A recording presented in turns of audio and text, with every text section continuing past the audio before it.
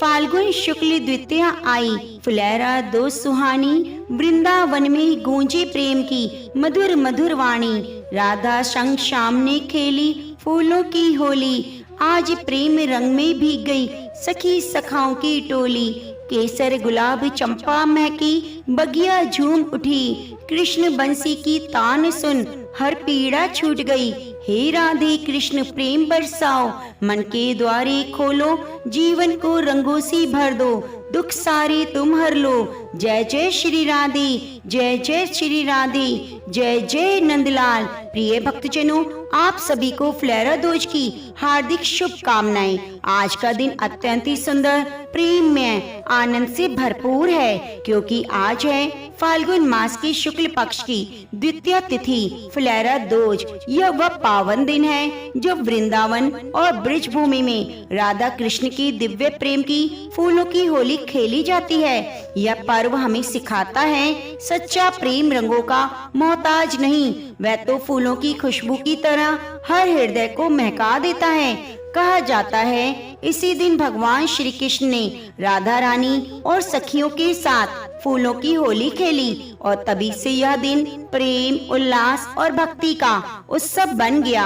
आज के इस पावन कथा में आप सभी फुलेरा दूज की सुंदर और भावपूर्ण कथा को सुनेंगे। हम जानेंगे यह दिन इतना खास क्यों है, राधा कृष्ण के प्रेम में क्या दिव्यता छिपी है, और कैसे इस पर्व को मनाने से हमारे जीवन में प्रेम शांति आती है। तो प्रिय भक्तजनों, आप कथा को अंत तक जरूर सुनिएगा, क्योंकि आज की कथा केवल एक कहानी नहीं बल्कि प्रेम का दिव्य संदेश है। तो चलिए राधा कृष्ण के चरणों में नमन करते हुए प्रेम में कथा को सुनते हैं। जय श्री राधे। पौराणिक कथा के अनुसार एक बार कुछ ऐसा हुआ कि भगवान श्री कृष्ण बहुत दिनों तक राधा से मिलने वृंदावन नहीं जा पाए।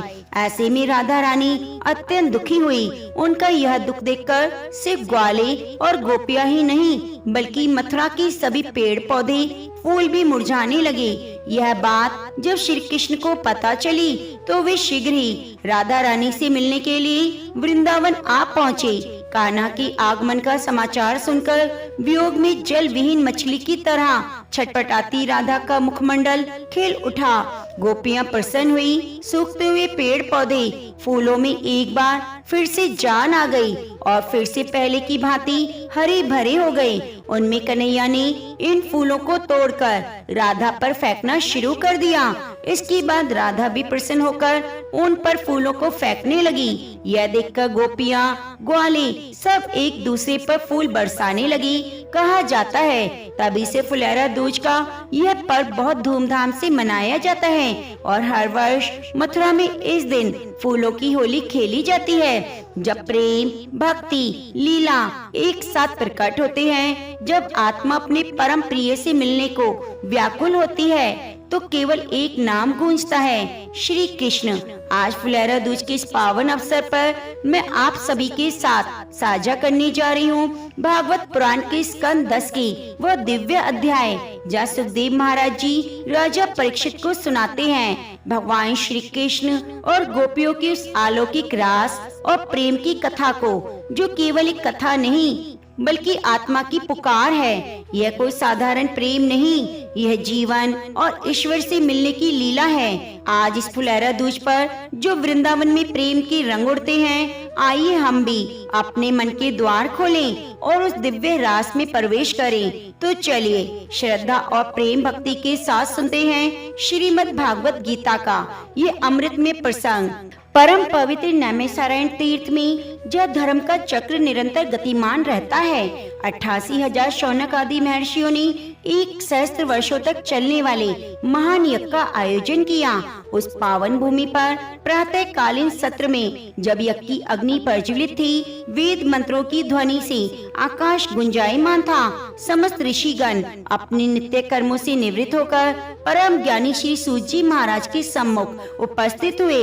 ऋषियों के मन में भगवान श्री कृष्ण की लीलाओं और काल की गति को समझने की तीव्र उत्कंठा थी। महर्षि शौनक ने विनीत भाव से हाथ जोड़कर सूत जी को उच्च आसन पर विराजमान कर उनकी विधिवत पूजा अर्चना की और मधुर वाणी में प्रसन्न किया। हे महाभाग, हे पुराणवेता श्री सूत जी, आप भूत भविष्य वर्तमान की ज्ञाता हैं। आपने हमें भगवान विष्णु की अनेक अवतार और तीर्थों की महिमा सुनाई, किंतु हमारे मन में फाल्गुन मास की उस विशेष तिथि के विषय में जानने की अभिलाषा है, जिसे लोक में अत्यंत पवित्र और सिद्ध माना गया है। हमने सुना है फाल्गुन मास के शुक्ल पक्ष की द्वितीय तिथि, जो बसंत पंचमी और होली के बीच आती है, वे भगवान श्री कृष्ण को प्राणों से अधिक प्रिय है। इस तिथि को फुलेरा दूज के नाम से जाना जाता है। हे तात, इस तिथि का क्या रहस्य है? इसे दोष मुक्त क्यों माना जाता है? क्यों इस दिन किसी भी शुभ कार्य के लिए मुहूर्त देखने की आवश्यकता नहीं? और सबसे महत्वपूर्ण, इस दिन भगवान श्री कृष्ण और राधा जी की लीलाओं का क्या संबंध है? कृपया हमें वह गोपनीय और पाप नाशक कथा को सुनाइए, जिससे जीवन की जन्म जन्मांतर की संताप मिट जाए। महर्षि शौनक की ऐसे धर्मयुक्त और लोक कल्याणकारी वचन सुनकर श्री सूत जी का रोम रोम पुलकित हो उठा। उन्होंने सर्वप्रथम अपने गुरु श्री वेद व्यास जी और पर ब्रह्म भगवान श्री कृष्ण का मन ही मन स्मरण किया। उसके बाद गंभीर और मेघ के समान सुखद वाणी में वे ऋषियों को संबोधित करने लगे। श्री सूत जी बोले, हे विप्रवरों, आपने बड़ा ही सुंदर, उत्तम और रहस्यमय प्रश्न किया है। यह कथा देवताओं के लिए भी दुर्लभ है। जिस फुलेरा दूज के बारे में आपने पूछा है, वह साक्षात प्रेम और भक्ति का स्वरूप है। यह तिथि केवल एक दिन नहीं, अपितु प्रकृति और परमात्मा की मिलन का उत्सव है। एकाग्र चित्त होकर श्रवण करो। सृष्टि के आरंभ में जो कथा भगवान नारायण ने ब्रह्मा जी को और ब्रह्म ऋषि ने देव ऋषि नारद को सुनाई थी, वही कथा मैं आप लोगों को सुनाने जा रहा हूँ। द्वापर युग के अंत में जब भगवान श्री कृष्ण ब्रिज भूमि में अपनी बाल और किशोर लीलाओं से भक्तों को आनंदित कर रहे थे, उस समय यह घटना हुई। यह वह समय था जब श्याम सुंदर भगवान श्री कृष्ण ब्रिज की गोपियों और प्राण प्रिया श्री राधिका जी के नयनों के तारे बने हुए थे। किंतु काल की गति और लीला के विधान के अनुसार एक ऐसा समय आया जब कन्हैया ब्रिजवासियों की आंखों से ओझल हो गए। वे राजकाज और धर्म स्थापना के हेतु मथुरा और द्वारका की ओर प्रवृत्त हुए और पीछे छूट गया वह वृंदावन, जहाँ कण कण उनकी चरण चिन्हों से अंकित था। भगवान श्री कृष्ण के वियोग में ब्रिज की दशा अवर्णनीय हो गई। जिस प्रकार जल के बिना मीन तड़पती है, प्राण वायु के बिना देह निस्तेज हो जाती है, ठीक वैसे ही बल्कि उससे भी कहीं अधिक करुण दशा ब्रिजवासियों की थी। परंतु इन सब में जिनकी पीड़ा का कोई अंत नहीं था, वे थी श्री राधा रानी। भगवान श्री कृष्ण के मथुरा गमन के बाद राधा रानी का जीवन एक अंतहीन प्रतीक्षा बन गया। वे ना तो ठीक से भोजन करती, न ही निद्रा उन्हें स्पर्श करती। उनके कमल के समान नेत्र, जो कभी श्री कृष्ण दर्शन में आनंद में खिले रहते, अब अश्रुधारा से निरंतर भीगे रहते। उनका वह मुखमंडल, जो शरद पूर्णिमा की चंद्रमा को भी लज्जित करता था, अब वियोग की आंधी में मलिन पड़ गया। कृष्ण विरह की यह अग्नि केवल राधा रानी के हृदय तक सीमित नहीं रही। उसका ताप इतना प्रचंड था कि इसने जड़ और चेतन दोनों को प्रभावित कर दिया। राधा रानी का दुख देखकर वृंदावन की प्रकृति भी शोकाकुल हो उठी। जो लताएं भगवान श्री कृष्ण की बांसुरी की धुन पर नृत्य करती थीं, वे मुरझा गईं, सूखने लगी। जिन वृक्षों पर कभी विविध रंगों के पुष्प लदे रहते थे, वे पत्र विहीन शुष्क होकर ठूंठ की भांति निर्जन हो गए। वृंदावन का वह वन, जो सदा नंदन वन की भांति हरा भरा और सुगंधित रहता था, अब शमशान की भांति उदास और निरस हो गया। पुष्पों ने खिलना बंद कर दिया, कलियों ने अपना मुख बंद कर लिया और भंवरों ने गुंजार करना छोड़ दिया। मयूरों ने अपने पंख समेट लिए, कोकिलों ने कूकना त्याग दिया। ऐसा प्रतीत होता था मानो प्रकृति ने राधा रानी के दुख में सहभागी होकर उपवास धारण कर लिया हो। गोपियां जो राधा रानी की सखियां थीं, ललिता, विशाखा, चित्रा, इंदुलेखा, वे निरंतर प्रयास करती कि किसी प्रकार अपनी स्वामिनी अर्थात अपनी राधे को सांत्वना दे सकें। वे कहती, हे सखी, धैर्य रखो, श्याम सुंदर अवश्य लौटेंगे। परंतु राधा रानी की शून्य दृष्टि केवल उस मार्ग पर टिकी थी जिधर से गोविंद गए थे। उनके निश्वासों से ऐसी तपन निकलती कि समीप के कोमल पल्लव भी झुलस जाते। सूत जी ने भाव विह्वल होकर कहा, हे विप्रवरों, कल्पना कीजिए उस दृश्य की। फाल्गुन का महीना निकट आ रहा था, बसंत द्वार पर खटखटा रहा था, किंतु वृंदावन में पतझड़ का साम्राज्य था। जहाँ वसंत का उल्लास होना चाहिए था, वह केवल वह था। राधा रानी की शारीरिक दशा अत्यंत क्षीण हो गई। वे इतनी दुर्बल हो गई कि आभूषण भी उन्हें भार स्वरूप लगने लगे। उन्हें ना तो चंदन की शीतलता भाती और न ही चंद्रमा की किरणें। वे सब उन्हें अग्नि बाण की समान लगने लगी। समस्त ब्रिज मंडल में एक ही प्रश्न गूंज रहा था, क्या हमारे प्राण बल्लभ अर्थात कन्हैया कभी आएंगे?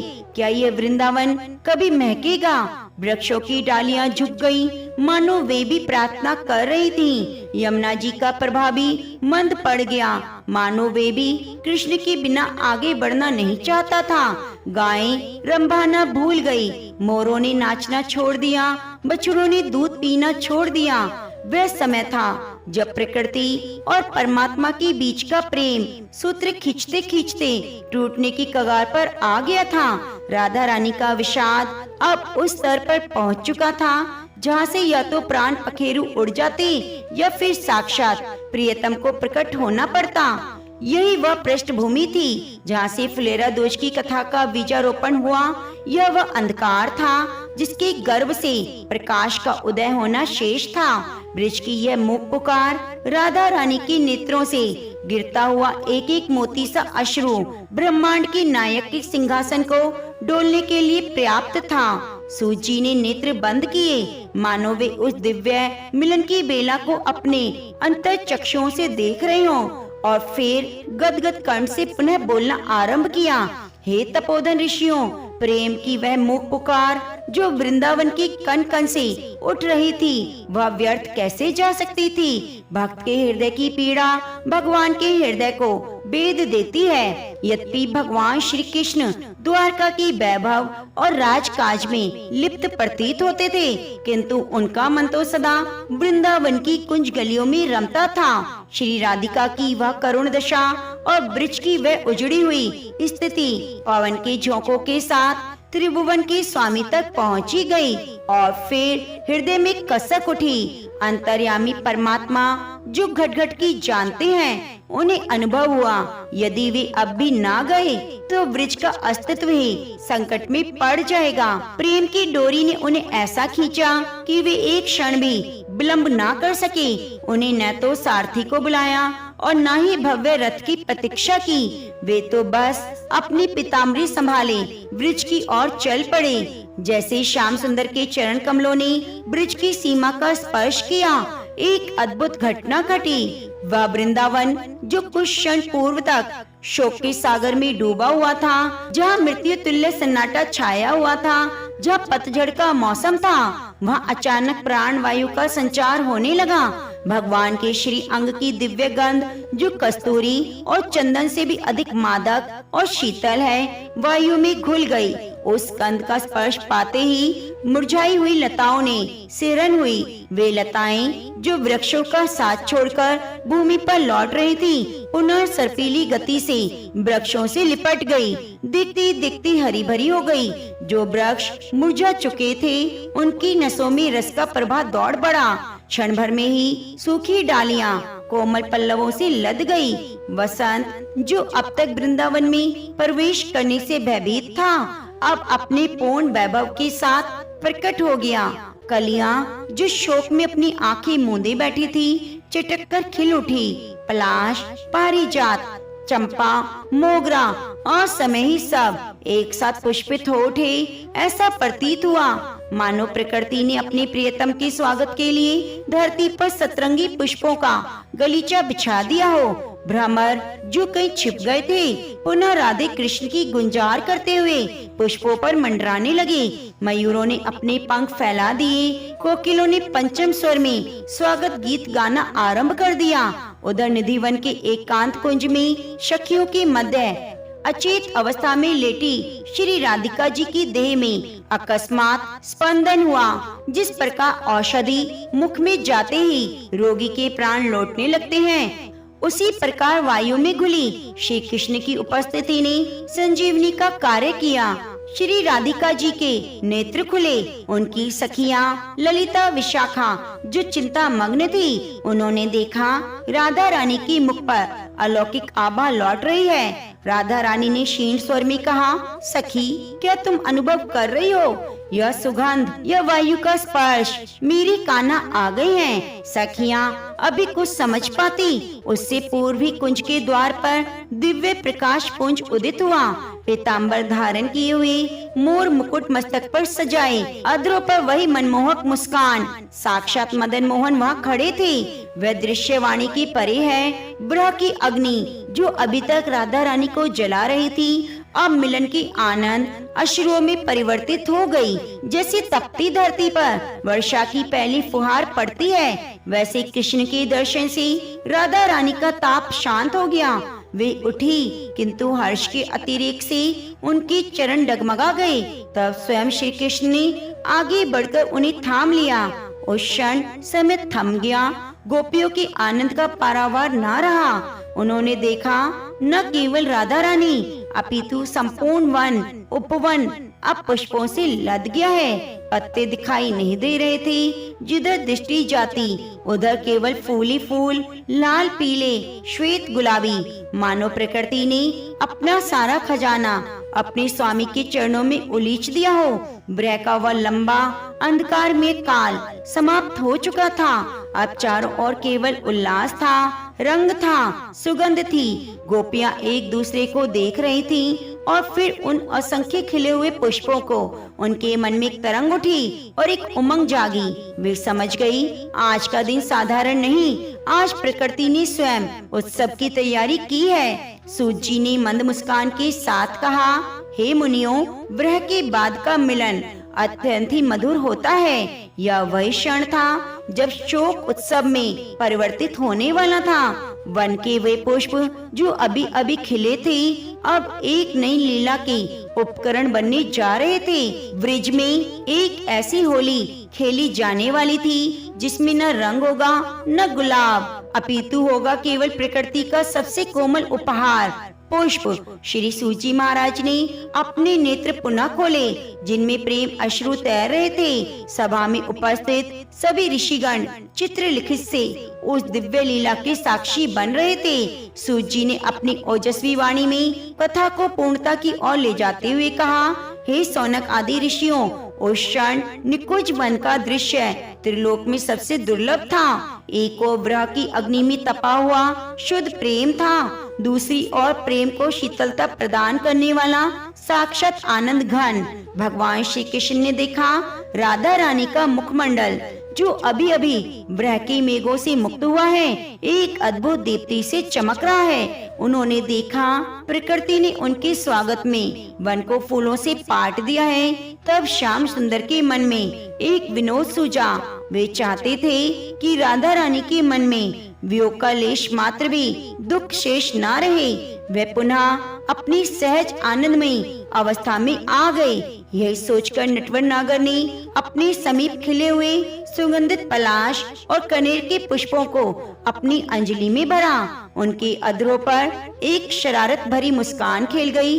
इससे पहले कि राधा रानी कुछ समझ पाती, कन्हैया ने अपनी अंजलि से भरे हुए वे कोमल पुष्प प्रेम पूर्वक श्री जी के ऊपर बरसा दिए। पुष्पों का वह स्पर्श किसी अस्त्र का आघात नहीं, अपितु प्रेम का स्पर्श था। राधा रानी क्षण भर के लिए चकित रह गई, किंतु अगले ही पल उन्हें श्याम सुंदर का संकेत समझ आ गया। उनके भीतर सोई हुई शक्ति जागृत हो उठी। लज्जा और संकोच का स्थान उमंग ने ले लिया। उन्होंने भी अपने समीप लटकती हुई लता से श्वेत पीत वर्ण के पुष्प तोड़े और पूरे बेग से श्याम सुंदर के ऊपर फेंक दिए। आगे सूची महाराज बोले, हे मुनीश्वरों, बस इसी क्षण की एक प्रतीक्षा थी। जैसे युगल सरकार के मध्य है वे पुष्प युद्ध आरंभ हुआ, वहाँ उपस्थित गोपियों का धैर्य का बांध भी टूट गया। ललिता, विशाखा, चित्रा सबने अपनी अपनी अंजलियां फूलों से भर ली। देखते देखते वह निधिवन राज क्षेत्र में बदल गया। अंतर केवल इतना था, आज वाद्य यंत्रों के स्थान पर भ्रमरों का गुंजार था। निपुणों की झंकार के साथ पुष्पों के गिरने की ध्वनि मिल रही थी। कोई गोपी लाल पुष्प लेकर दौड़ती तो कोई पीत पुष्पों की वर्षा करती। आकाश मार्ग से पुष्प ऐसे गिर रहे थे मानो रंग बिरंगी हिम वर्षा हो रही हो। सारा वातावरण पराग कणों से सुगंधित और धूमिल हो गया। पृथ्वी पर फूलों की इतनी मोटी परत बिछ गई कि चरण भूमि को स्पर्श भी नहीं कर रहे थे। ना कोई राजा, ना कोई प्रजा, ना कोई ईश्वर, ना कोई भक्त, वहाँ केवल रस था और रसिक थे।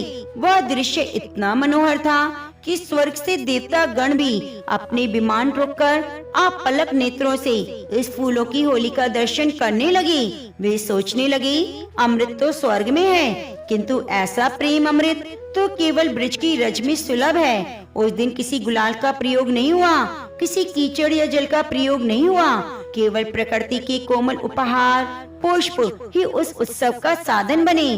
गोपियों का रोम रोम खिल उठा, ठीक वैसे ही जैसे वन खिल उठता है। भगवान ने उस दिन यह सिद्ध किया कि प्रेम की अभिव्यक्ति के लिए शब्दों की नहीं, भावनाओं के रंगों की आवश्यकता होती है। बहुत समय तक यह दिव्य क्रीड़ा चलती रही। जब सब थककर चूर हो गए, तब भी उनके मुख पर असीम शांति और संतोष था। राधा रानी के केशों में, श्याम सुंदर के मुकुट में, गोपियों के वस्त्रों में केवल फूल ही फूल उलझे हुए थे। चारों तरफ फूल ही फूल थे। सूत जी ने गंभीर स्वर में कथा को विश्राम की ओर ले जाते हुए कहा, हे महाभाग ऋषियों, वह पवित्र तिथि फाल्गुन मास के शुक्ल पक्ष की द्वितीया थी। क्योंकि उस दिन भगवान के आगमन से न केवल राधा रानी का अपितु संपूर्ण प्रकृति का हर लता वृक्ष का फूलना खिलना हुआ और स्वयं प्रभु ने फूलों से होली खेली। उस दिन को उत्सव का रूप दिया,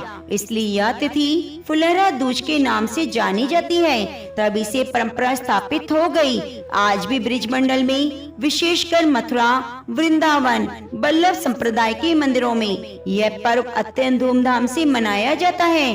इस दिन भगवान की कमर में रंग बिरंगे कपड़े के फेंटा नहीं, अपितु फूलों का फेंटा कमर बंद बांधा जाता है। भक्तजन अपने आराध्य पर गुलाल नहीं, केवल फूल चढ़ाते हैं। ज्योतिष शास्त्र में भी इस दिन को अबूझ मुहूर्त माना गया है, अर्थात जिस दिन साक्षात प्रेम के देवता भगवान श्री कृष्ण और प्रेम की अधिष्ठात्री देवी राधा रानी के मिलन का उत्सव हुआ। उस दिन किसी भी शुभ कार्य के लिए पंचांग को देखने की आवश्यकता नहीं होती। इस दिन विवाह, सगाई, गृह प्रवेश जैसे मांगलिक कार्य बिना किसी सोच विचार के किए जा सकते हैं, क्योंकि यह दिन दोष मुक्त और प्रेम युक्त होता है। हे ऋषियों, जो प्राणी इस पावन कथा को सुनता है, उसके जीवन के सूखे हुए उपवन में भी भक्ति के पुष्प खिल उठते हैं। राधा माधव की ये पुष्प लीला जीवन को काम क्रोध की तपन से मुक्त कर शांति और शीतलता प्रदान करती है। इतना कहकर सूजी मौन हो गए। नैमिषारण्य के समस्त ऋषिगण नेत्र मूंदे पुष्प सुगंध का अनुभव करने लगे, जो कथा के माध्यम से उनकी अंतःकरण में भर गई थी। वातावरण में श्री राधे के जय घोष गूंज उठा। तो एक बार प्रेम से बोलिए, राधे राधे, राधे राधे।